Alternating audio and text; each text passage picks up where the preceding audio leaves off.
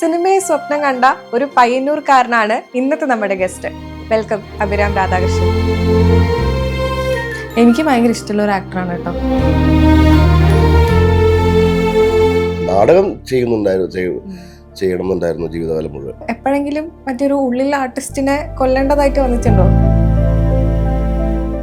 ആഗ്രഹിച്ച റോളുകൾ തന്നെയാണ് ഇപ്പൊ ചെയ്തുകൊണ്ടിരിക്കുന്നത്. പക്ഷെ നമുക്ക് അങ്ങനെ ഞാൻ പ്രതീക്ഷിച്ച പോലത്തെ ഒരാളായിരുന്നില്ല.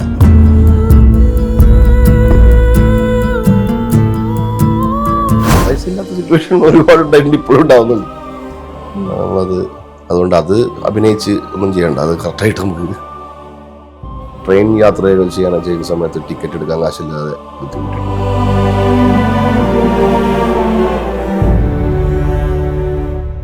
അന്ന് കറക്റ്റായിട്ട് ഷൂട്ടിംഗ് കാണാനായിട്ട് എൻ്റെ കസിനും ഫാമിലിയൊക്കെ വന്നായിരുന്നു. ഈ സീൻ എടുക്കുമ്പോൾ ഇത് കാണാനായിട്ട് അവർ വന്നു. അപ്പൊ അവരുടെ മുന്നിൽ ഞാനൊരു കുട്ടിയുടെ കയ്യിൽ നിന്നും അടി കടിക്കുന്നത് ഇതാണ് സിനിമയുടെ.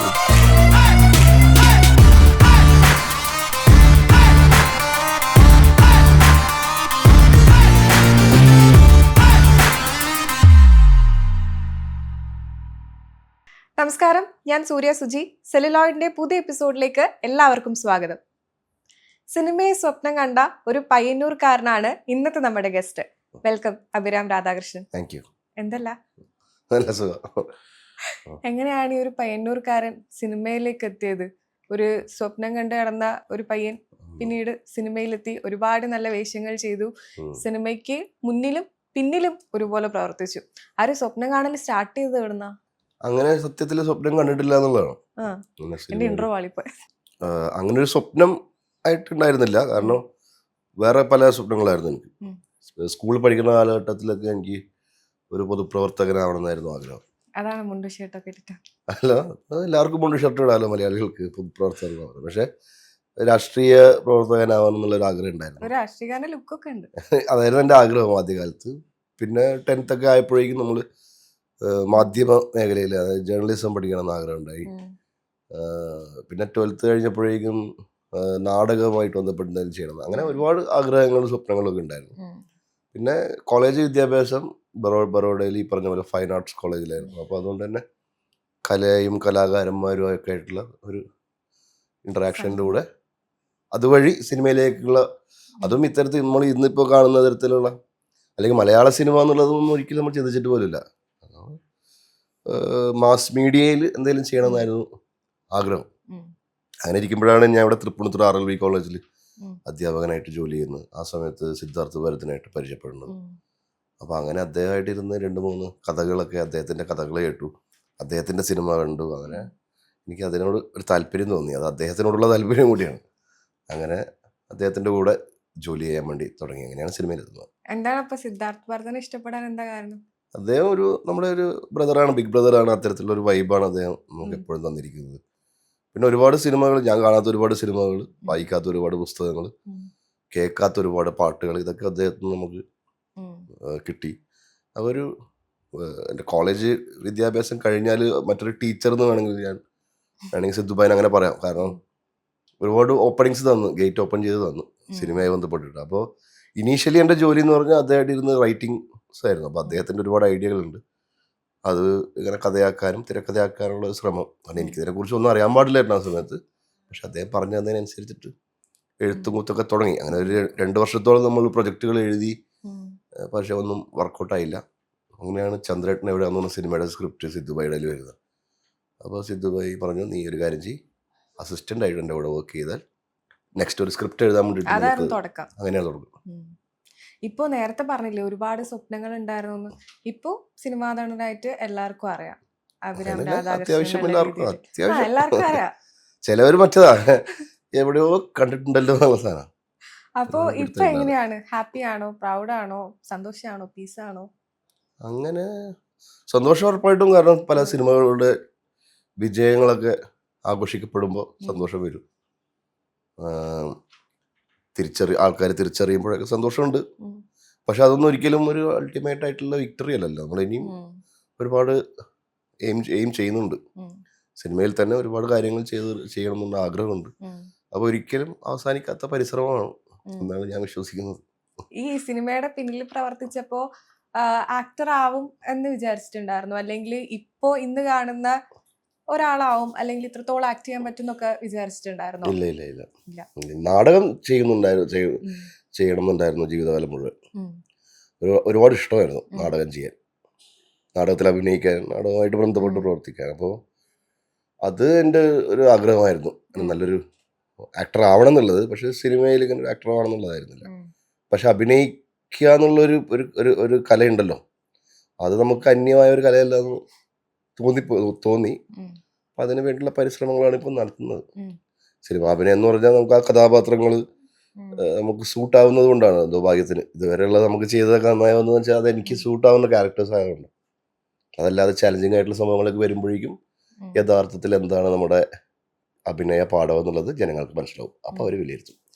ഈ നാടകം എന്ന് പറയുമ്പോൾ നമുക്ക് കുറച്ചുകൂടി ഒരു നമ്മൾ ആർട്ടിസ്റ്റിക് പെർഫോമൻസ് കാണിക്കാൻ പറ്റും. പക്ഷെ ഈ സിനിമ എന്ന് പറയുമ്പോൾ കുറച്ചുകൂടി ഒരു കൊമേഴ്ഷ്യൽ ആസ്പെക്ട്സ് അതിൽ വരുന്നുണ്ടല്ലോ. അപ്പോ എപ്പോഴെങ്കിലും മറ്റൊരു ഉള്ളിലെ ആർട്ടിസ്റ്റിനെ കൊല്ലേണ്ടതായിട്ട് വന്നിട്ടുണ്ടോ? ഒരു ചെറിയൊരു ലിമിറ്റേഷൻസ് അങ്ങനെ എന്തെങ്കിലും ഉണ്ടായിട്ടുണ്ടോ സിനിമയിൽ? അങ്ങനെ എനിക്ക് തോന്നിയിട്ടില്ല. രണ്ടും ഒരേ പ്രോസസ്സ് തന്നെയാണ് എന്നെ സംബന്ധിച്ചിടത്തോളം. അഭിനയിക്കുമ്പോൾ രണ്ടും സ്റ്റേജിലാണെങ്കിലുള്ള വ്യത്യാസം എന്ന് വെച്ച് കഴിഞ്ഞാൽ അത് അവിടെ കുറച്ചും കൂടെ ഒരു മോഡുലേഷൻ കൂട്ടേണ്ടി വരും, ചില പ്രൊഫൈലുകൾ കീപ്പ് ചെയ്യേണ്ടി വരും for the audience for us to be visible to the audience. സിനിമയിലാണെങ്കിൽ അങ്ങനെയില്ല, 360 നമ്മൾ ഷൂട്ട് ചെയ്തുകൊണ്ടിരിക്കുകയാണ്. അപ്പോൾ അതുകൊണ്ട് നിങ്ങളെപ്പോഴും നിങ്ങളുടെ ഒരു ഫ്രണ്ട് പ്രൊഫൈലിൽ തന്നെ നിൽക്കണമെന്നില്ല. പക്ഷെ തിയേറ്ററിൽ അത് ഭയങ്കര ഇമ്പോർട്ടൻ്റ് ആണല്ലോ. അങ്ങനെ അതൊരു കൺവെൻഷണൽ പ്രൊസീനിയം തിയേറ്റേഴ്സിൻ്റെ കാര്യമാണ് ഞാൻ പറഞ്ഞത്. അല്ലാതെ ഈ പുവർമാൻസ് തിയേറ്ററും അങ്ങനത്തെ പരീക്ഷണ നാടകവേദിയെക്കുറിച്ചല്ല. ഞാൻ പ്രൊസീനിയം തിയേറ്റർ, സ്റ്റേജ് കളിക്കുന്ന തിയേറ്റേഴ്സിന് നാടകങ്ങളെ കുറിച്ചാണ് പറയുന്നത്. അപ്പോൾ അതിൻ്റെ ടെക്നിക്കാലിറ്റി ഉണ്ട്, സിനിമയ്ക്ക് സിനിമയുടേതായിട്ടുള്ള ടെക്നിക്കാലിറ്റി ഉണ്ട്. അപ്പോൾ അത് പഠിക്കാനുള്ള ശ്രമത്തിലാണ്. എനിക്ക് ഭയങ്കര ഇഷ്ടമുള്ള ഒരു ആക്ടറാണ് കേട്ടോ. Thank you. എന്ന് വെച്ചാൽ കുറെ സിനിമകൾ ചെയ്തിട്ടുണ്ടെങ്കിലും മിക്ക സിനിമകളിലും ആ ഒരു സ്ക്രീൻ സ്പേസ് വളരെ കുറവാണ്, അതായത് ലെങ്ത് കുറച്ച് കുറവാണ്. പക്ഷെ നമുക്ക് ഭയങ്കര മീനിങ് ഫുൾ ആയിട്ടുള്ള ക്യാരക്ടേഴ്സ് ആണ് എല്ലാത്തിലും ചെയ്തു വെച്ചിരിക്കുന്നത്. നമുക്ക് കണ്ടു കഴിഞ്ഞാൽ നമുക്ക് കണക്ട് ചെയ്യാൻ പറ്റുന്ന ഒരു ക്യാരക്ടറാണ്. ഇപ്പോൾ ഉണ്ടയിലെ ക്യാരക്ടർ ഭയങ്കരമായിട്ട് ഇഷ്ടപ്പെട്ട ഒരു ക്യാരക്ടറാണ്. ഞാൻ മരിച്ചടാന്നൊക്കെ ലുക്മാന്റെ അടുത്ത് നോക്കിയിട്ട് പറയുന്ന ആ ഒരു ഇഷ്ടപ്പെട്ടൊരു സീക്വൻസ് ആണ്. ആ ഉള്ളിലത്തെ ഒരു ജാതി കംപ്ലീറ്റ് ആയിട്ട് ഇല്ലാണ്ടായി എന്ന് പറയുന്ന ഒരു സംഭവമാണ് അത്. അതിന് എങ്ങനെയാണ് അപ്പൊ നോക്കി കാണുന്നത്, അല്ലെങ്കിൽ അതിന് എത്രമാത്രം ഒരു പ്രിപ്പറേഷൻസ് ഉണ്ടായിരുന്നു? അതിന്റെ പ്രിപ്പറേഷൻ എന്ന് പറഞ്ഞാൽ അതിന്റെ സ്ക്രിപ്റ്റ് വായിച്ചു എന്നുള്ളത് തന്നെയാണ്. അപ്പൊ അതിനകത്ത് എഴുതി വെച്ചിട്ടുള്ളതാണ്. ചെറിയൊരു വ്യത്യാസം ഉണ്ട്, ആ ഡയലോഗ് പറഞ്ഞു കഴിയില്ല അങ്ങോട്ടും ഇങ്ങോട്ടുള്ള. പക്ഷെ അതല്ലാതെ ഓൾമോസ്റ്റ് ആ സിനിമയുടെ തിരക്കഥ അതേപോലെ ഫോളോ ചെയ്തിട്ടാണ് ആ സിനിമയിലേക്ക് എത്തിയത്. അപ്പൊ അതിന്റെ ഡയറക്ടർ റഹ്മാനാണെങ്കിലും റൈറ്റർ ഹർഷദ്, അവർ രണ്ടുപേരും ഇത് ഒരുപാട് വർഷത്തെ റിസർച്ചിൽ ഉണ്ടാക്കിയെടുത്ത സ്ക്രിപ്റ്റാണ്. അപ്പോൾ ഈ ഇന്നലെ ഞാൻ മരിച്ചട, അപ്പോൾ അതൊരു ലെങ്തി സീനായിരുന്നു ആക്ച്വലി. ഇപ്പം ലുക്കു, അതായത് കഴിഞ്ഞ ദിവസം ഒരു ഫൈറ്റ് കഴിഞ്ഞ്, ഒരു ബ്ലാസ്റ്റ് കഴിഞ്ഞ്, അപ്പോൾ നമ്മൾ almost near to death experience കഴിഞ്ഞിട്ടാണ് വന്നിരിക്കുന്നത്.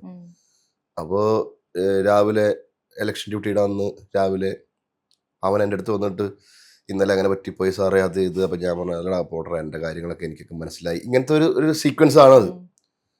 പക്ഷെ അത് എൻ്റെ ഓർമ്മ ശരിയാണെങ്കിൽ ഞാനിപ്പോൾ റഹ്മാനത്ത് വെച്ചു, അവൻ വന്നിട്ട് സാറേ എന്ന് വിളിക്കുമ്പോൾ തന്നെ ഞാൻ പറയാല്ല ഇന്നലെ ഞാൻ മരിച്ചു പോയി, കഴിഞ്ഞല്ലോ എല്ലാവർക്കും മനസ്സിലായല്ലോ. ശരിക്കും അത് കമ്മ്യൂണിക്കേറ്റ് ആയി എന്നുള്ളത് ഭയങ്കര. അപ്പൊ അത് എനിക്ക് ഓർമ്മയുണ്ട്, ഞാൻ ആ സമയത്ത് അങ്ങനെ വർക്ക് ചെയ്യുന്നത്. അല്ല, അതായത് അത് ഇങ്ങനെ ഒരു ലെങ്തി കോൺവെർസേഷൻ ആയിരുന്നു എൻ്റെ ഒരു ഓർമ്മ. ഇത്ര ലെങ്തി അല്ലെങ്കിൽ പോലും അവിടെ വന്നിട്ട് അവനും കുറച്ച് പറയാനൊക്കെ ഉണ്ടായിരുന്നു. ഇന്നലെ ഞാൻ അറിയാതെ സാറേ എന്നൊക്കെ അങ്ങനത്തെ എന്തെങ്കിലും ഉണ്ടായിരുന്നു. അത് സാരമില്ലടാ എന്നൊക്കെ പറഞ്ഞാൽ ഞാനും ഉണ്ടായിരുന്നു. പക്ഷെ അത് അത്രയൊന്നും ഇല്ലാതെ അതിനൊരു ഇമ്പാക്റ്റ് കിട്ടാൻ ചിലപ്പോൾ ഇതിന് പറ്റുമായിരിക്കും. അവൻ വന്നിട്ട് സാറേ എന്ന് വിളിക്കുമ്പോൾ തന്നെ ഞാൻ തിരിഞ്ഞു നോക്കിയിട്ട് ഇന്നലെ ഞാൻ മരിച്ചു പോയടാ, കാരണം എനിക്കറിയാം അവൻ ഇന്നലത്തെ കാര്യം പറയാനായിരിക്കും വന്നിട്ടുണ്ടാവുക.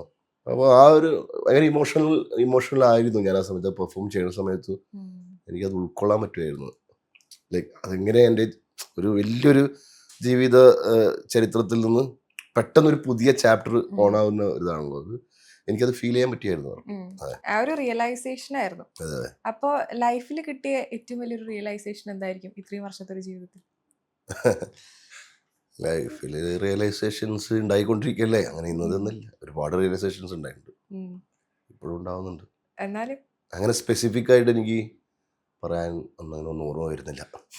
അതെല്ലാം നമുക്ക് റിയലൈസേഷനാണ്. അതായത് കൂടുതൽ അഹങ്കരിക്കരുത്, അതായത് കൂടുതൽ സന്തോഷിക്കരുത്, കൂടുതൽ ദുഃഖിക്കരുത്, കൂടുതൽ ഒന്നും ചെയ്യരുത്, കൂടുതൽ നമ്മൾ ഒന്നും ചെയ്യരുത് എന്ന് പറഞ്ഞാൽ അമിതമായാൽ അമൃതും വിഷം എന്ന് പറയുന്നത് അതാണ് എൻ്റെ ജീവിതത്തിലെ ഏറ്റവും വലിയ റിയലൈസേഷൻ. അതെ, ഈ അടുത്ത് റിയലൈസ് ചെയ്തതാണോ? അത് കുറച്ച് കാലമായി ഇപ്പം റിയലൈസ് ചെയ്ത് തുടങ്ങിയിട്ട് ഇപ്പോൾ കുറച്ച് കാലമായി. അത് നമുക്ക് സാധാരണഗതിയിൽ ഭയങ്കര ഇമ്പൾസീവായിട്ടുള്ളൊരു സ്വഭാവമാണ്, കുറച്ച് കൂടുതൽ എക്സെൻട്രിക് ആയിട്ടുള്ള ആക്ടിവിറ്റീസ് ഒക്കെ ഉള്ള ഒരു വ്യക്തിയാണ്. അപ്പം അതൊക്കെ ഈ ഒരു ഘട്ടത്തിൽ നമുക്ക് തോന്നുന്നു ലൈക്ക് അതിൻ്റെ ഒന്നും ആവശ്യമില്ലായിരുന്നു, അത്രയ്ക്കൊന്നും ആവശ്യമില്ലായിരുന്നു തോന്നുന്നുണ്ട്. അതെ. അപ്പൊ ധീരൻ ദേവദത്ത് ഷാജിയുടെ സക്സസ്ഫുള്ളി ഇപ്പൊ തിയേറ്ററിൽ ഓടിക്കൊണ്ടിരിക്കുകയാണ്. നല്ലൊരു അടിപൊളി കോമഡി ക്യാരക്ടറാണ് അതിൽ ചെയ്തു വെച്ചേക്കുന്നത്. ഡിക്സൺ ഡിക്സൺമാർക്ക് ചേട്ടൻ്റെ അടുത്ത് ചെറിയൊരു ദേഷ്യം ഉണ്ടെന്നൊക്കെ പറയുന്നുണ്ട്. എൻ്റെ അടുത്ത് പിന്നെ സിനിമ കണ്ടവർക്ക് അറിയുള്ളൂ, കത്തുള്ളൂ. അത് ആ ഡയലോഗ് അവർക്ക് ദേവൻ എഴുതി വെച്ചേക്കണ സ്ക്രിപ്റ്റാണ്, അത് നമ്മുടെ ഒന്നും എല്ലാ സ്ക്രിപ്റ്റിലും ഉള്ളത് തന്നെയാണ്. അത് ഇതിനകത്ത് അധികം അങ്ങനെ ധീരനിലെ ഇംപ്രൊവൈസ് ചെയ്തതായിട്ട് ഓർമ്മയില്ല. കാരണം സ്ക്രിപ്റ്റ് തന്നെ നല്ലൊരു ഹ്യൂമറസ് ആയിരുന്നു. അപ്പോൾ പിന്നെ അത് അതേപോലെ ചെയ്യാന്നുള്ളതായിരുന്നു. എനിക്ക് ഇതിനു മുന്നേ പേര് പറവയിൽ മനാഫ് എന്ന് പറഞ്ഞ ക്യാരക്ടർ ഉണ്ടായിരുന്നല്ലോ. അപ്പോൾ അതും ഈ പറഞ്ഞ പോലെ എല്ലാവരും കളിയാക്കുന്ന ഒരു ക്യാരക്ടറായിരുന്നല്ലോ മനാഫ്. അപ്പോൾ നമ്മുടെ ഫ്രണ്ട് ഉണ്ട് മനാഫ് എന്ന് പറഞ്ഞിട്ട്, ഇപ്പോഴും ഫ്രണ്ടൊക്കെ ആദ്യം നമ്മളോട് നിങ്ങളെ ഞാൻ കാണാതിരിക്കുകയായിരുന്നു, എൻ്റെ പേര് കൊണ്ടേ നശിപ്പിച്ചിട്ടെന്ന്. അപ്പോൾ അത് ഉണ്ടാവും, അത് നല്ലതാണ്. അപ്പോൾ ആ കാലത്ത് തന്നെ മനാഫെന്ന് ഞാൻ വിളിച്ചിരുന്നത് കുറേ പേരൊക്കെ, എവിടെയെങ്കിലും പോകുമ്പോഴൊക്കെ മോളിലൊക്കെ എന്നെ കണ്ടാൽ മനാഫിക്ക എന്ന് പറയും. അപ്പോൾ ഞാൻ തിരിഞ്ഞു നോക്കുകയും ചെയ്യായിരുന്നു, കാരണം ഞാൻ അത് ആക്സെപ്റ്റ് ചെയ്തായിരുന്നു എൻ്റെ പേരായിട്ട്. ഞാൻ ഷൂട്ടിൻ്റെ ടൈം മുഴുവൻ നിങ്ങൾ എന്നെ മനാഫ് എന്നാണ് എല്ലാവരും വിളിച്ചുകൊണ്ടിരുന്നത്. അപ്പോൾ ചില പേരുകൾ അങ്ങനെ ഉണ്ടല്ലോ. ഈ ഒരു സിറ്റുവേഷൻ വന്നപ്പോ തിയേറ്ററിൽ നല്ല കൈയടിയായിരുന്നു കേട്ടോ. അല്ലേ, ഓക്കെ, താങ്ക് യു. കുട്ടമ്പുഴയുടെ അനുഗ്രഹീതനായ കലാകാരൻ. കൊറേ കോമഡീസ് ഉണ്ട് അതില്. അവസാനം എന്നെ ഒന്ന് പാടിപ്പിക്കോ, മറ്റേ മൂക്കിന്റെ പ്രശ്നം ഉണ്ടായിട്ട് അതുപോലെ ചോദിക്കുന്നു, മറ്റേ ഈ ബിയർ നമ്മളിനി എങ്ങനെ തണുപ്പിക്കുന്നൊക്കെ പറഞ്ഞിട്ട്. അതിന് വഴിയുണ്ട്. ആഗ്രഹിച്ച റോളുകൾ തന്നെയാണ് ഇപ്പൊ ചെയ്തുകൊണ്ടിരിക്കുന്നത്. ആഗ്രഹിച്ചത് എന്ന് പറയാൻ പറ്റത്തില്ല, പക്ഷെ നല്ല തന്നെയാണ് എല്ലാം വന്നതെല്ലാം. നിങ്ങൾ പറഞ്ഞതുപോലെ അത് ശ്രദ്ധിക്കപ്പെടുന്ന കഥാപാത്രങ്ങളാണ്. ചെറുതാണെങ്കിലും ഇപ്പൊ ഫാലിമിയിലെ ഒരു ക്യാരക്ടർ ഉണ്ട്, അപ്പൂപ്പനായിട്ട് വരുന്നത്. അതായത് അവിടുത്തെ ഒരാൾ വളരെ ചെറുതാണെങ്കിലും പക്ഷെ ആ സിനിമയുടെ ലൈഫിൽ അതൊരു ഒരു നല്ലൊരു കണ്ണിയാണ്. നമ്മൾ സോഷ്യൽ മീഡിയ എടുത്തു നോക്കി അതിന്റെ റീൽസ് ഇങ്ങനെ ഒരുപാട് കാണും. അത് അങ്ങനത്തെ ക്യാരക്ടേഴ്സ് ലക്കാണ്, ഭാഗ്യമാണ് അങ്ങനത്തെ ക്യാരക്ടേഴ്സ് വരുന്നതും. അതായത് നമ്മളെ അതിനു വേണ്ടി തിരഞ്ഞെടുക്കുന്നതൊക്കെ ഭാഗ്യമായിട്ട് കാണുന്നു. നമ്മൾ സുഡാനി ഫ്രം നൈജീരിയയിലും അതുപോലത്തെ ഒരു ക്യാരക്ടർ തന്നെയാണ് എല്ലാവരും ശ്രദ്ധിക്കപ്പെട്ടിട്ടുള്ള. മിക്ക സിനിമകളിൽ ഈ കല്യാണത്തെ കുറിച്ചിട്ട് ഉള്ള ഒരുപാട് ഡയലോഗ്സ് ഉണ്ട്. മിക്ക സിനിമയൊന്നുമില്ല, സുഡാനിയിലുണ്ട് അറിയാം. അപ്പോ എന്താണ് ഈ റിലേഷൻഷിപ്സിനെ കുറിച്ചുള്ള ഒരു അഭിപ്രായം? എന്താ ഈ റിലേഷൻഷിപ്സിനെ കുറിച്ച് നല്ല അഭിപ്രായം. എല്ലാ തരത്തിലുള്ള റിലേഷൻസും ബ്യൂട്ടിഫുൾ ആണ്. എനിക്ക് എല്ലാ തരത്തിലുള്ള റിലേഷനും ഉള്ള ഒരു വ്യക്തിയാണ് ഞാൻ. അപ്പം സൗഹൃദത്തിനും മറ്റെല്ലാത്തിനും അതിൻ്റെതായ മാന്യതയും അന്തസ്സും വിലയും കൊടുക്കുന്ന ഒരു വ്യക്തിയാണ് ഞാൻ. റിലേഷൻഷിപ്പ് സ്ക്രൂ ആവപ്പെടുമ്പോഴാണ് എനിക്ക് കൂടുതൽ എൻ്റെ മനസ്സ് വിഷമിക്കാറ്.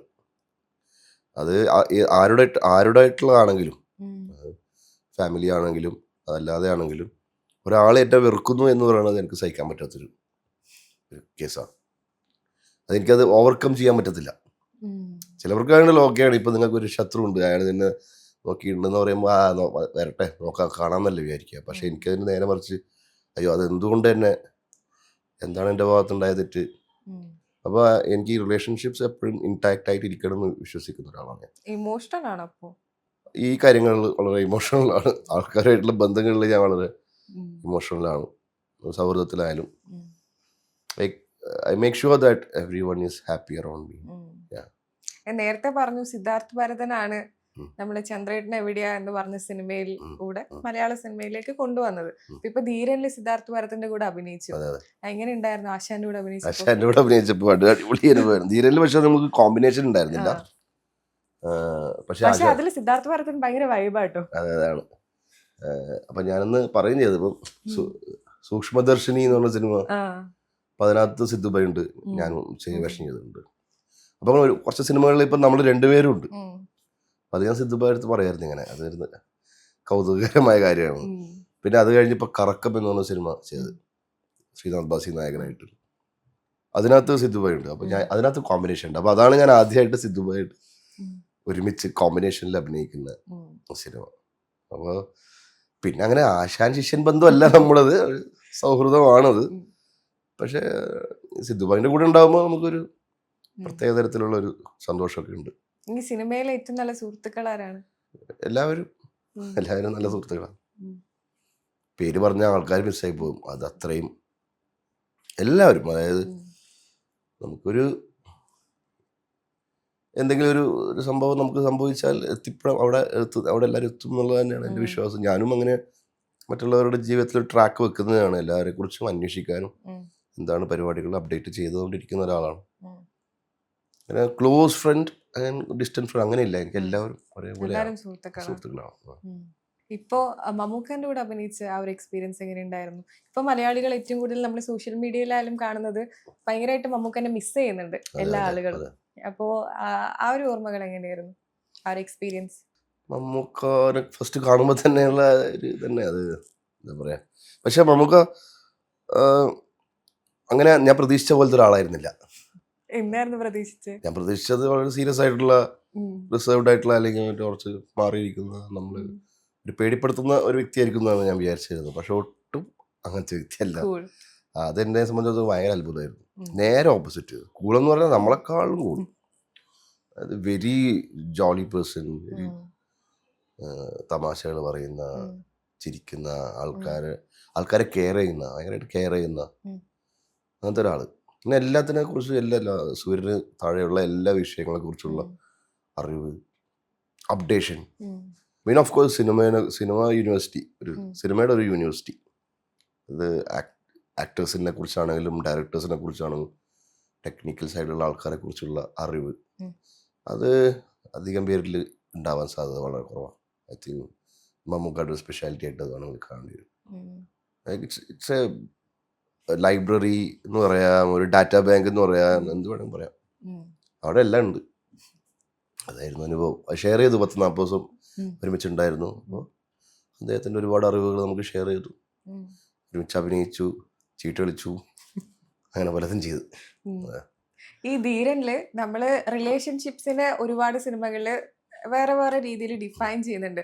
ധീരനിൽ ഇപ്പൊ അതുപോലെയാണ് റിലേഷൻഷിപ്പിനെ വേറെ രീതിയിൽ ഡിഫൈൻ ചെയ്തിട്ടുള്ളത്. രണ്ടുപേർക്ക് ലെസ്റ്റ് ആവാം, പക്ഷെ അത് കല്യാണം കഴിക്കണം എന്നില്ല, ലെസ്റ്റ് മാത്രമാണ്, അത് വേറെ ഇത് വേറെ എന്നൊരു രീതിയിലേക്ക് കൊണ്ടുവന്ന് പലരും അതിനെ പല ആംഗിളിൽ ഡിഫൈൻ ചെയ്തിട്ടുണ്ട്. ചില ആളുകൾ പറയുന്നു എന്തിനാണ് ഈ അവിഹിതം പോലുള്ള സംഭവത്തിനെ വളരെ ഗ്ലോറിഫൈ ചെയ്യുന്നതെന്ന് പറഞ്ഞു. ചില ആളുകൾ പറഞ്ഞു ഇപ്പൊ ഈ ഒരു ജനറേഷനിൽ നടക്കുന്ന കാര്യങ്ങൾ കുറച്ചുകൂടെ ഓപ്പൺ ആയിട്ട് പറയാൻ പറ്റി, അല്ലെ ചില ആളുകളുടെ പെർസ്പെക്റ്റീവ് എങ്കിലും തുറന്ന് കാണിക്കാൻ പറ്റി. ആ ഒരു റിലേഷൻഷിപ്പ് ആംഗിളിനെ എങ്ങനെയാ നോക്കി കാണുന്നത്? ഇപ്പൊ ധീരന്റെ പോർട്രേ ചെയ്ത പോലത്തെ ഒരു റിലേഷൻഷിപ്പ് ആംഗിളിന് അത് അങ്ങനെയുള്ള ആൾക്കാരുണ്ട് സമൂഹത്തിൽ.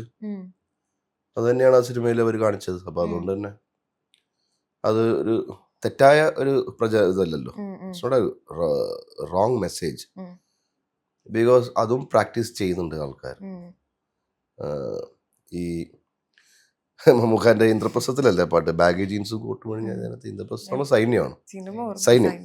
ഇപ്പൊ സൈന്യത്തില് മറ്റേ ആ പാട്ടില്ല, അതിലെ വരികളില്ലേ, കൂടെ ഇറങ്ങാൻ മാരേജ് ആക്റ്റും എന്തോ വേണ്ടെന്ന് പറയുന്ന. അപ്പോൾ അത് അത്ര ഭയങ്കര പ്രോഗ്രസീവ് ആയിട്ടുള്ള ചിന്ത, അപ്പോൾ ഇന്നും ഇന്നലെയും തുടങ്ങിയ ചിന്ത അല്ല എന്നുള്ളത് അത് മനസ്സിലാക്കണം. അപ്പോൾ സമൂഹം അങ്ങനെ പെട്ടെന്ന് എന്തോ ഒരു ഏലിയൻ ആയിട്ടുള്ള ഒരു കൺസെപ്റ്റ് വന്നതുപോലെ ഇതിനെ കാണുന്നില്ല. എനിക്ക് എൻ്റെ വളരെ ചെറുപ്പത്തിൽ തന്നെ സ്കൂളിൽ പഠിക്കുന്ന കാലഘട്ടം തൊട്ട് തന്നെ ഞാൻ ഇത്തരത്തിലുള്ള കഥകൾ, ആൾക്കാരെ കുറിച്ചുള്ള വിവരണങ്ങൾ കേൾക്കുന്നതാണ്. സൊസൈറ്റിയുടേതായിട്ടുള്ള ചട്ടക്കൂടുകളൊന്നും ഒതുങ്ങാതെ സ്വതന്ത്രമായ ചിന്താഗതി, കുറച്ചും കൂടെ പുരോഗമനപരമായ ചിന്തയൊക്കെയുള്ള ആൾക്കാർ, അവരുടെ കഥകളൊക്കെ നമുക്ക് അറിയുന്നതാണല്ലോ. അതുകൊണ്ട് എന്നെ സംബന്ധിച്ചിടത്തോളം ആ സ്ക്രിപ്റ്റ് റീഡിങ് സെഷൻ്റെ നമ്മൾ കഥ വായിക്കുമ്പോൾ പറയുമ്പോഴൊന്നും കേരള ജനത ഇങ്ങനെ ചിന്തിക്കുന്നു ഞാൻ വിചാരിച്ചിരുന്നില്ല. ഞാൻ വിചാരിച്ചത് അതൊക്കെ വളരെ നോർമലാണ് എന്നാണ് ഞാൻ വിചാരിച്ചിരുന്നത്. പക്ഷെ ആൾക്കാരെ ചൂണ്ടിക്കാണിക്കുന്നത് എന്താന്ന് വെച്ചാൽ കുറച്ച് പേര് ഇപ്പോഴും അത് തെറ്റാണെന്ന് വിശ്വസിക്കുന്ന ആൾക്കാരുണ്ടാവും. അത് അവരുടെ തെറ്റല്ല, ഇത് സമൂഹത്തിന്റെ ഒരു പൊതുവേ ഉള്ള ഒരു സെറ്റപ്പാണ്. അപ്പൊ അതിനകത്ത് തന്നെ സിനിമയിൽ ജഗദീഷ് ചേട്ടൻ പറയുന്ന ഡയലോഗ് ഉണ്ട് ധീരനിൽ തന്നെ, വിപ്ലവം സ്വിച്ചിട്ടാ ഉണ്ടാവുന്നതല്ലല്ലോ എന്ന്. അപ്പോൾ മാറ്റങ്ങൾ വരാൻ അതിൻ്റെതായിട്ടുള്ള സമയമെടുക്കും. എത്രത്തോളം പ്രോഗ്രസീവ് ആണ് താങ്കൾ? അത് നമുക്ക് എന്താ പറയുക, അങ്ങനെ പൊടി പിടിച്ച് നടക്കാൻ പറ്റത്തില്ലല്ലോ. അത് മാനുഷികമായിട്ട് നമുക്ക് പരമാവധി നമ്മുടെ വായനയും അറിവും വെച്ചുകൊണ്ടുള്ള ഒരു ജീവിതം ജീവിക്കാൻ പറ്റും. ഉം, പക്ഷെ പല ഘട്ടങ്ങളിലും നമ്മൾ വളരെ സാധാരണക്കാരനുമായി പോകും. ഉം, മണ്ടേനായിട്ടുള്ള ഇമോഷൻസും കാര്യങ്ങളൊക്കെ ഉള്ളത്. ഉം, പക്ഷെ എന്നാലും ഞാൻ എൻ്റെ ജീവിതത്തിൽ അത്യാവശ്യം പുരോഗമന ആശയങ്ങൾ ഉം, കാത്തു സൂക്ഷിക്കുന്ന ഒരു വ്യക്തിയാണ്. ഉം. അതെ. ഞാൻ നേരത്തെ പറഞ്ഞു രാഷ്ട്രീയമൊക്കെ താല്പര്യമുണ്ടെന്ന്. ആ. അപ്പം ഏത് പാർട്ടിയിലായിരിക്കും മത്സരിക്കാനൊക്കെ താല്പര്യം? മത്സരിക്കാൻ താല്പര്യമുണ്ടെന്ന് പറഞ്ഞില്ലല്ലോ, പൊതുപ്രവർത്തനം താല്പര്യമുണ്ടെന്നാണ് ഞാൻ പറഞ്ഞത്. എന്നാലും ഏത് പാർട്ടിയിലൊക്കെ ആയിരിക്കും പ്രവർത്തിക്കുക? ഇപ്പൊ ഏത് പാർട്ടിയിൽ വേണമെങ്കിലും ചേരാലോ. നല്ല പാർട്ടി നോക്കി ചേരും. ഇപ്പൊ ആസാദി ഉം. നല്ല അടിപൊളിയായിട്ടുള്ള ഒരു മൂവിയാണ്. കുറെ സമയം കാത്തിരുന്നു, പക്ഷേങ്കിൽ ഉം. നമുക്ക് റിലീസായി. അപ്പൊ അതില് ഒരു സീനുണ്ട്, ഒരു ബില്ലൊക്കെ എടുത്ത് പോക്കറ്റിലേക്ക് മടക്കി വെക്കുന്ന ഒരു സീൻ. എത്രയായി എന്നൊക്കെ അതെ, ചോദിച്ചു. ദാരിദ്ര്യം വളരെ അറിയുന്ന കേസാണ്. ഉം. അറിയുന്ന കേസാണ്. അത് ഒരുപാട് ആണുങ്ങൾക്ക് ഭയങ്കരമായിട്ട് റിലേറ്റ് ചെയ്യാൻ പറ്റുന്ന ഒരു ഒരുപാട് സംഭവമായിരുന്നു. ഉറപ്പായിട്ടും. അത് ചിലപ്പോ ഭാര്യയുടെ കേസുകളിലാവാം, സഹോദരിമാരുടെ കേസുകളിലാവാം, സുഹൃത്തുക്കളുടെ കേസിലാവാം. അങ്ങനെ നിസ്സഹാരായ ഒരുപാട് മനുഷ്യരും ഉണ്ട്. അപ്പൊ അത് ഒരുപാട് ആൾക്കാർക്ക് ഞാൻ നേരത്തെ പറഞ്ഞ പോലെ ചെറിയ റോൾസ് ആണെങ്കിലും കണക്ട് ചെയ്യാൻ പറ്റുന്ന ഒരു സംഭവമാണ്. അതെ. അത് എങ്ങനെയാണ് ഇപ്പോ ലൈഫില് അത്തരത്തിലുള്ള എന്തെങ്കിലും സിറ്റുവേഷൻസ് ഉണ്ടായിട്ടുണ്ടോ? പൈസ ഇല്ലാത്ത സിറ്റുവേഷൻ ഒരുപാട് ഉണ്ടായിട്ടുണ്ട്, ഇപ്പോഴും ഉണ്ടാവുന്നുണ്ട്. ഉം. നമ്മളത് അതുകൊണ്ട് അത് അഭിനയിച്ച് ഒന്നും ചെയ്യണ്ട. അത് കറക്റ്റായിട്ട് നമുക്ക് ഉം. അത് മാത്രമല്ല, ഏത് വിഷയമാണെങ്കിലും നമുക്ക് അറിയാം കുറച്ചെങ്കിലും അതിനെക്കുറിച്ച്, ആ സിറ്റുവേഷനെ കുറിച്ചിട്ട്. അപ്പോൾ ആ സിറ്റുവേഷനിൽ എന്താണ് നമ്മൾ ചെയ്യുക? ഇപ്പോൾ ബില്ലടക്കാൻ പോയി, അവർ നമ്മുടെ കയ്യിൽ ഇത്ര പൈസ ഉള്ളൂ, അവരതിനേക്കാളും കൂടുതൽ പൈസ തരണം. ഇപ്പോൾ അടുത്ത് വന്നൊരു 10 മിനിറ്റ് കഴിഞ്ഞിട്ട് വരാം കേട്ടോ. അപ്പോൾ പറഞ്ഞു വെച്ചാൽ 10 മിനിറ്റ് കഴിഞ്ഞിട്ട് എവിടെയും കിട്ടുന്നുള്ള പ്രതീക്ഷയിലല്ല, പക്ഷെ എന്നാലും അവിടെ ഒരു എക്സ്ക്യൂസ് പറയണമല്ലോ. അത് പറഞ്ഞു കഴിഞ്ഞിട്ടാണ് നമ്മൾ ആലോചിക്കണം, ഈ 10 മിനിറ്റിൽ എവിടെ നിന്ന് കൊണ്ടുവരും കാശ്. അത് നമ്മുടെ ജീവിതത്തിൽ ഉണ്ടാവുന്നില്ല, എല്ലാവർക്കും ഉണ്ടാവുന്നതല്ലേ. അതിനകത്ത് നിങ്ങൾ ഒരാളെടുത്ത് കടം മേടിച്ച് അയാളത് തിരിച്ചു വയ്ക്കുന്നു, അടുത്ത തിങ്കളാഴ്ച എന്തായാലും തരും എന്ന് പറയും. പക്ഷെ അത് എങ്ങനെ തരുമെന്ന് ആ പറയുന്ന സമയത്ത് ആലോചിച്ചിട്ടില്ല. തിങ്കളാഴ്ച ആവാറാകുമ്പോഴേക്കും അതിൻ്റെ ടെൻഷൻ കൂടി വരും. ഇപ്പോൾ ഞായറാഴ്ച രാത്രിയൊക്കെയാണ് പറയുകയും ചെയ്തത്. പക്ഷേ എവിടെ നിങ്ങളായിട്ട് നിങ്ങൾ ഒപ്പിച്ചിട്ട് ആ വാക്ക് പാലിക്കാനുള്ള ശ്രമം നടത്തും. അപ്പോൾ ഇതൊക്കെയാണല്ലോ സിറ്റുവേഷൻ. അത്തരത്തിലുള്ള ദാരിദ്ര്യം ഒരുപാട് ജീവിതത്തിൽ നമുക്കുണ്ടായിട്ടുണ്ട്. ട്രെയിൻ യാത്രകൾ ചെയ്യുന്ന സമയത്ത് ടിക്കറ്റ് എടുക്കാൻ കാശില്ലാതെ ബുദ്ധിമുട്ടിയിട്ടുണ്ട്. അങ്ങനെ ഒരുപാട് സംഭവങ്ങൾ ഉണ്ടായിട്ടുണ്ട്. ഇപ്പോൾ ദാരിദ്ര്യം ബാക്ക് ഡ്രോപ്പിലുണ്ട്, ഇല്ലാത്ത സാധനമല്ല. അതുകൊണ്ട് അഭിനയിക്കാൻ ബുദ്ധിമുട്ടില്ല.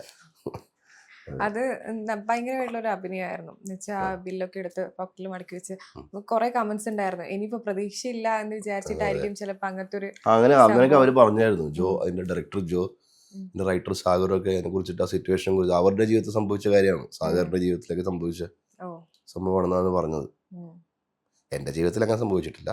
അതായത് ഭാര്യ പ്രസവിക്കാൻ കിടക്കുമ്പോൾ ബില്ലടക്കാൻ കാശ്, ആ അവസ്ഥ വന്നിട്ടില്ല. പക്ഷെ എന്നാലും പൊതുവെ പൈസ ഇല്ലായ്മ എന്നുള്ളൊരു സംഭവമുണ്ട്. ആ സിനിമ ത്രൂ ഔട്ട് അതാണല്ലോ. നമ്മൾ ആ സാധ്യത കണ്ടു കഴിഞ്ഞാൽ എന്തുകൊണ്ട് നമ്മളതിന്, നമ്മുടെ മോട്ടീവ് എന്താണെന്ന് വെച്ചാൽ പൈസ മാത്രമാണ്. പിന്നെ അവസാനത്തേക്കാണ് നമ്മൾ ഇവരുടെ സിറ്റുവേഷനൊക്കെ മനസ്സിലാക്കി നമ്മളൊരു സഹായം എന്നുള്ള രീതിയിലൊക്കെ അതിനെ കാണുന്നത്. പക്ഷെ ആദ്യ ഘട്ടത്തിൽ സാമ്പത്തികം തന്നെയാണ് പ്രശ്നം. അതുകൊണ്ടാണ് ആ ഒരു മെഡിക്കൽ കോളേജിലെ ജനറൽ വാർഡ് കഥയുടെ പശ്ചാത്തലമാകുന്നത്. കാരണം അവിടെ ആരും അങ്ങനെ സാമ്പത്തിക ഭദ്രതയുള്ള ആൾക്കാരായിരിക്കും. സാമ്പത്തിക ഭദ്രതയുള്ള ആൾക്കാർ പ്രൈവറ്റ് ഹോസ്പിറ്റൽസിലും നഴ്സിംഗ് ഹോംസിലോട്ടും പോകും. ഇത് സാമ്പത്തികമായി ഒരു പ്രത്യേക ഘട്ടത്തിൽ നിൽക്കുന്ന വിഭാഗം ആൾക്കാരാണ് ആ വാർഡിൽ ഉണ്ടാവുക. അതുകൊണ്ടാണ് അവർ ആ വാർഡിലെ ആൾക്കാരെ തിരഞ്ഞെടുക്കുന്നത്, ആ വാർഡ് തിരഞ്ഞെടുക്കുന്നത് ആ സിനിമയുടെ കഥയ്ക്ക് വേണ്ടിയിട്ട്.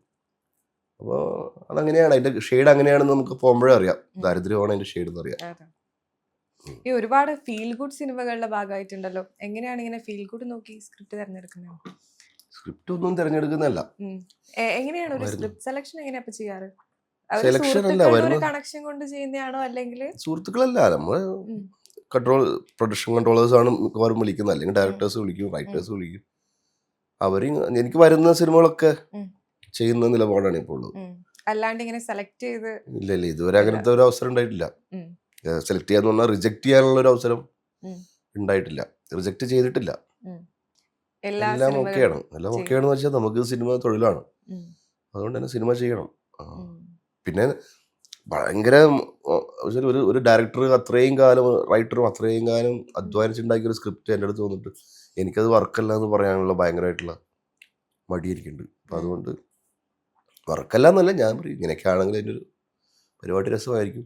പിന്നെ എന്തായാലും നമ്മളൊക്കെ വരികയല്ലേ, അപ്പം ഞാൻ വരികയാണെങ്കിൽ നമുക്ക് നമ്മുടെ പോർഷൻസ് ഒക്കെ വർക്ക് ചെയ്തെടുക്കാം. ആ ഒരു കോൺഫിഡൻസിൽ പോവാറാ. അതല്ലാതെ അങ്ങനെ സെലക്ഷൻ റിജക്ഷൻ ഇതുവരെ ഇല്ല. ഉണ്ടായിട്ടില്ല. ഈ എങ്കിലും ചന്ദ്രിക നമ്മളൊരു പയ്യന്നൂർ സൈഡിൽ നിന്ന് ചിത്രീകരിച്ചൊരു സിനിമയാണല്ലോ. നല്ല അപ്പൊ പേര്. കറക്റ്റ് നമ്മളെ പയ്യന്നൂർ ഭാഷയിലും പറയാൻ പറ്റി. അത് എത്രത്തോളം ഒരു സന്തോഷം ഉണ്ടായിരുന്നു നമ്മളെ ഭാഷേനെ പറഞ്ഞ് എനിക്ക് അഭിനയിക്കുക. സന്തോഷം അങ്ങനെയല്ല, എനിക്ക് ശരിക്കും പറഞ്ഞാൽ അതില് ശരിക്കും ഒരു പൂവാലൻ ക്യാരക്ടറായിരുന്നു. എനിക്കതിനെ സത്യം പറഞ്ഞാൽ ബുദ്ധിമുട്ടായിരുന്നു. ഉം. അതായത് പയ്യന്നൂര് ഷൂട്ടിങ്ങൊക്കെ കാണാൻ കുറെ നാട്ടുകാരൊക്കെ വരില്ലേ, അവരെ മുമ്പിൽ ഈ കോപ്രായം കാണിക്കണല്ലോ ആലോചിക്കുമ്പോൾ എനിക്ക് ശരിക്കും പറഞ്ഞാൽ ചമ്മലായിരുന്നു എങ്കിലും ചന്ദ്രിക ചെയ്യാൻ. വേറെ എവിടെ എങ്ങാനും കുഴപ്പമില്ല, നമ്മൾ അറിയാത്ത ആൾക്കാരാണ്, അതെ. നമുക്ക് യാതൊരു പ്രശ്നമില്ല. പക്ഷെ ഇതെല്ലാം അറിയുന്ന നാട്ടുകാർ, കൂട്ടുകാർ, ബന്ധുക്കളൊക്കെ ഉണ്ടാവും. അങ്ങനത്തെ കോമഡി സീൻസ് ഉണ്ടായിട്ടുണ്ടോ? പിന്നെ ഇവള് നിരഞ്ജന മറ്റേ മാടായിപ്പാറേന്റെ മേളില് ഫോട്ടോഷൂട്ട്. ഫോട്ടോഷൂട്ടിന്റെ സീനില്ലേ, അത് മാടായിപ്പാറേന്റെ മുകളിൽ. അപ്പൊ നിരഞ്ജന എന്നെ സ്ലാപ്പ് ചെയ്യണ സാധനം. അപ്പൊ ശരിക്കും പറഞ്ഞാൽ സ്ലാപ്പ് സ്റ്റിക്ക് തന്നെ പറയാവുന്ന ഒരു ശരിക്കും അടിച്ചു, അത് വേറെ കേസ്. പക്ഷെ അത് അന്ന് കറക്റ്റ് ആയിട്ട് ഷൂട്ടിങ് കാണാനായിട്ട് എന്റെ കസിനും ഫാമിലിയൊക്കെ വന്നായിരുന്നു. അതുവരെ ഒരു പരിപാടിക്ക് എന്റെ വീട്ടുകാരും വന്നിട്ടില്ല. ഈ സീൻ എടുക്കുമ്പോൾ ഇത് കാണാനായിട്ട് അവര് വന്ന്. അപ്പൊ അവരുടെ മുന്നിൽ ഞാനൊരു പെൺകുട്ടിയുടെ കയ്യിൽ നിന്നും അടി അടിക്കുന്നത്, ഇതാണ് സിനിമയുടെ ബുദ്ധിമുട്ട്. അതിൽ പക്ഷെ ഒരു മുഴുനീള ക്യാരക്ടർ ആയിരുന്നു അത്യാവശ്യം. എങ്കിൽ ചന്ദ്രികയില് ബിബീഷ് എന്ന് പറഞ്ഞാൽ ആദിത്യൻ ചന്ദ്രശേഖർ, ആദിത്യൻ പയ്യന്നൂർക്കാരനാണ്. എനിക്ക് അവനെ ചെറുപ്പത്തിൽ അറിയാവുന്നതാണ്. അവനും അർജുൻ നാരായണൻ എന്ന് പറഞ്ഞിട്ട് പെരിയാരത്തുള്ള ഒരു പയ്യനുണ്ട്, അവനും കൂടിയിട്ടാണ് ഇതിന്റെ സ്ക്രിപ്റ്റ് എഴുതുന്നത്. അപ്പൊ അത് ആ സ്ക്രിപ്റ്റും ഇതേപോലെ വായിച്ചപ്പോൾ ഒരു ഹ്യൂമർ ഉണ്ടെന്ന് തോന്നി. പിന്നെ ഒരു സെൻട്രൽ ക്യാരക്ടറാണത് ബിബീഷ്. ശരിക്കും പറഞ്ഞാൽ അതെ സെൻട്രൽ ക്യാരക്ടറാണ്. കാരണം ബിബീഷിന്റെ കല്യാണം ഉറപ്പിക്കുന്നതോട് കൂടിയാണ് കഥ ആരംഭിക്കുന്നത്. അപ്പൊ അതുകൊണ്ട് സെൻട്രൽ ക്യാരക്ടറാണ് എന്ന് വിചാരിച്ചിട്ടാണ് പോയി ചെയ്തത്. പക്ഷെ എനിക്ക് ഇഷ്ടപ്പെട്ട ക്യാരക്ടേഴ്സിൽ ഒന്ന് ആണ്. ഞാൻ എൻജോയ് ചെയ്തു. നല്ലോണം കോമഡി വർക്കൗട്ട് ആയോ എന്നുള്ളത് വേറെ കേസ്, അതറിയാൻ പാടില്ല. പക്ഷെ എന്റെ പേഴ്സണൽ ഫേവറേറ്റ്സിൽ ഉള്ളതാണ് എങ്കിലും ചന്ദ്രികയിലെ ബിബീഷ്.